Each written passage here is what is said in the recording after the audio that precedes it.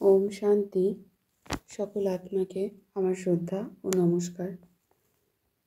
আজকের বিষয়বস্তু হল ব্রহ্মকুমারী ও ঈশ্বরীয় বিশ্ববিদ্যালয়ে সকল আত্মা ভাই বোনেরা সাদা বস্ত্র কেন পরিধান করে। তার কারণ আমরা ধরতে পারি, এই সাদা রং হলো শান্তির প্রতীক।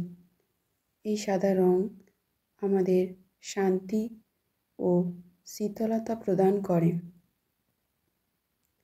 এবং আমাদের আত্মাদের প্রকৃত রূপ ও গুণই হলো শান্তি। শান্তির স্বরূপ হওয়া আত্মা নিজেকে বিন্দুর আকারে শান্তি রূপে স্থিত করে অন্যকে ও নিজকে শান্তি প্রদান করে। এটি হলো সকল আত্মার প্রকৃত গুণ। শান্তিময় অবস্থা অনুভব করা, অপার শান্তি মহাশান্তিতে লীন হওয়া। তাই ব্রহ্মকুমারী সাদা বস্ত্র পরিধান করে নিজ আত্মাকে সর্বক্ষণ স্বস্থিতিতে রাখেন, অর্থাৎ শান্তিময় অবস্থা রাখেন। এই সাদা বস্ত্র অনেকটাই আত্মাকে নিজ শান্তিময় অবস্থায় ও অন্য আত্মাকেও শান্তির অবস্থা অনুভব করাতে সাহায্য করে।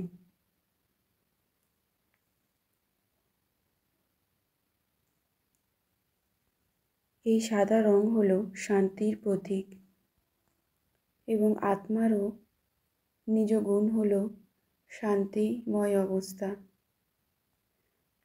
তাই ব্রহ্মকুমারী ও ঈশ্বরীয় বিশ্ববিদ্যালয়ের সকল ব্রাহ্মণ আত্মা ভাই বোনেরা সাদা বস্ত্র পরিধান করে নিজ আত্মাকে অন্য আত্মাদেরও কল্যাণ করে এর দ্বারা।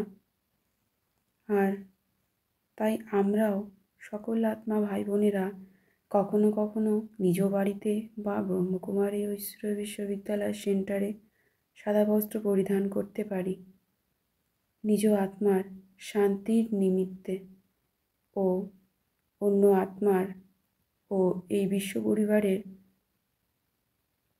শান্তির সাম্যতা ও ঐক্যতা আনার জন্য, যে আমরা সকলেই এক পরমাত্মার সন্তান। আমরা সকলেই আত্মা বিন্দু স্বরূপ। আসুন আমরা কটি সংকল্প বাক্য মনে মনে বলি একটু জ্ঞান যোগের দ্বারা। এই দিব্য জ্ঞান নিজ আত্মার মধ্যেই প্রবেশ করায়। আমি আত্মা বিন্দু স্বরূপ, জ্যোতি বিন্দু স্বরূপ আত্মা, দিব্য শান্তি স্বরূপ আত্মা। শান্তি আমার আত্মার প্রকৃত স্বরূপ।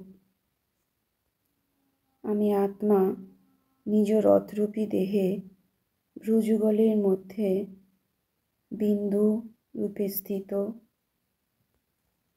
আমি আত্মা শ্বেত বস্ত্র পরিধানকারী শিব বাবার ফরিস্তা।